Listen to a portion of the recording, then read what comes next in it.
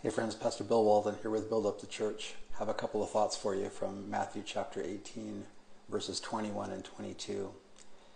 Chapter 18 has so much to do with the idea of forgiveness and the consequences of unforgiveness, which are extreme. Read the latter half of chapter 18 and you'll see the consequences of unforgiveness are extreme.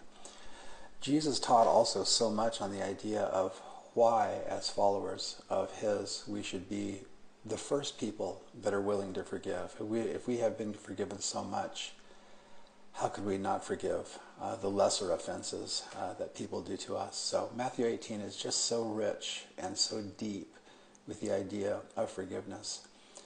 Because these little devotionals are on the short side, I'm just going to focus on a couple of verses. Peter came to Jesus and said, how many times should we forgive someone? Up to 7 times? History tells us that the rabbis and the Jewish teachers of the day had decided that 3 times was sufficient. If you forgave somebody 3 times, and a 4th time if they sinned against you again, apparently they weren't worthy of forgiveness. They were unrepentant. It wasn't real sorrow. And so that 3 times you had done your duty. And so it seems as though Peter is saying, suggesting something apparently generous in his mind, according to human standards. So Peter said to Jesus, should I forgive him 7 times? And Jesus, I can imagine Jesus just firing this off really quickly. 7 times? How about 70 times 7? And the point wasn't 490 times. It was kind of a play on words. Jesus wouldn't suggest that you forgive 490 times and then on the 491st time you are allowed to be unforgiving and hate somebody. So it was a kind of an exaggeration and kind of an extreme, also almost really absurd response that Jesus gave in regards to numerically how many times we should be forgiving people.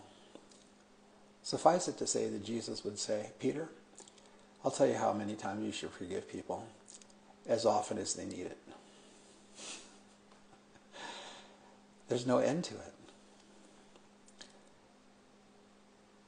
We live in a world where people hurt people. That's no news to anybody. We've all been victims of unfair treatment, words, deeds, attitudes, things done against us that should not have been, or things that were not done for us that should have been. There's no shortage of stories of the victimization of humanity with all of us. Sometimes extreme, sometimes not so extreme, comparatively speaking, but nobody has felt the lack of opportunity to be hurt. We've all been hurt. We've all had to make a decision to forgive. If you're a follower of Jesus, never imagine in your heart that unforgiveness is okay. Never imagine that. Never think that whatever's been done to you is so bad that you shouldn't forgive somebody. Never let that happen. It's real interesting, sometimes we say something like that, I want to forgive that person, but I'm just not ready yet.